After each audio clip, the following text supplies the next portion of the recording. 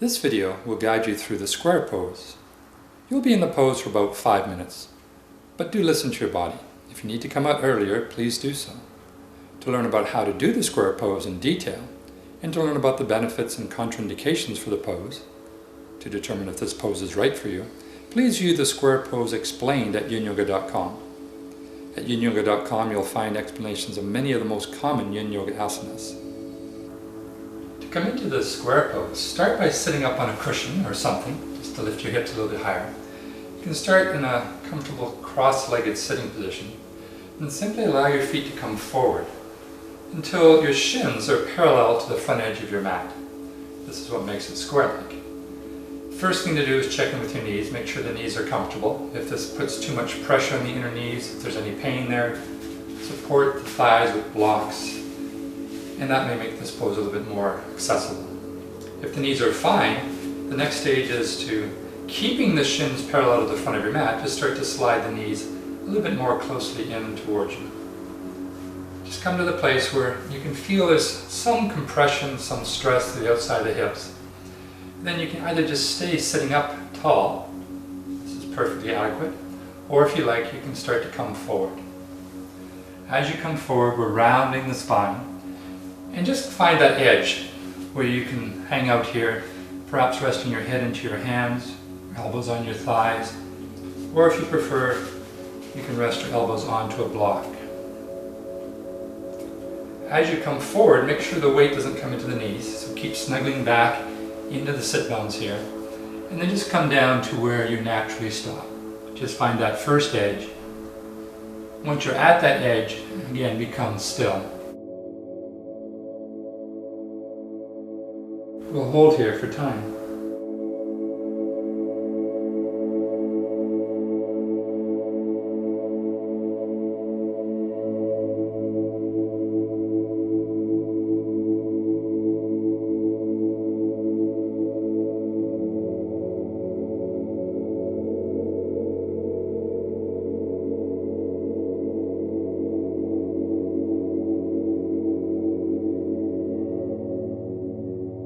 After a few moments, if your body has opened up, you can try to go deeper by placing one foot onto the opposite ankle. If your knee is very high in the air, you're not ready for this variation. So instead, just bring your foot in front of the knee, and then again, just round down. As you open up, maybe you can bring the elbows a bit further out, relaxing your head towards the floor.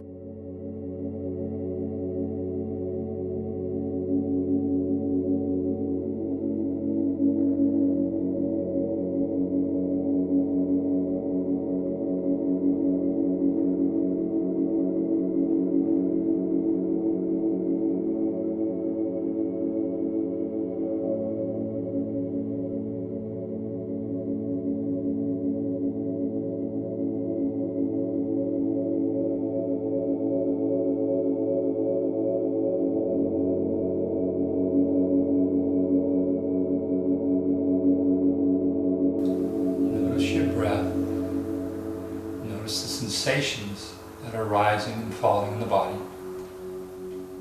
Just allow the sensations to rise and to ebb away. If the body opens up and you feel you can go further, it's okay to move your elbows a bit further away. If this becomes too much, you might need to back off, perhaps placing your elbows onto a block.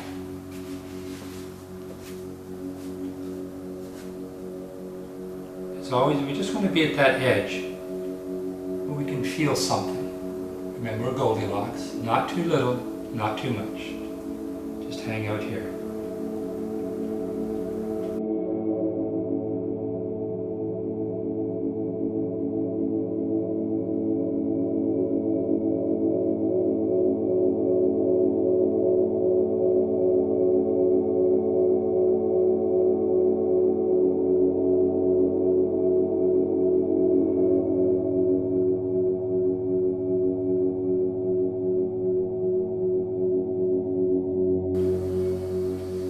Find that you're opening up even more, you can see if you can bring your knees a little bit closer together, which will deepen the external rotation.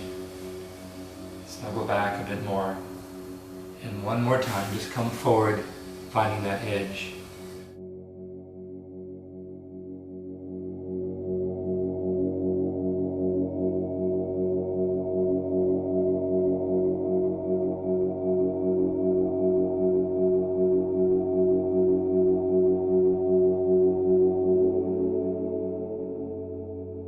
relax here, you're too deep. So be where you can soften.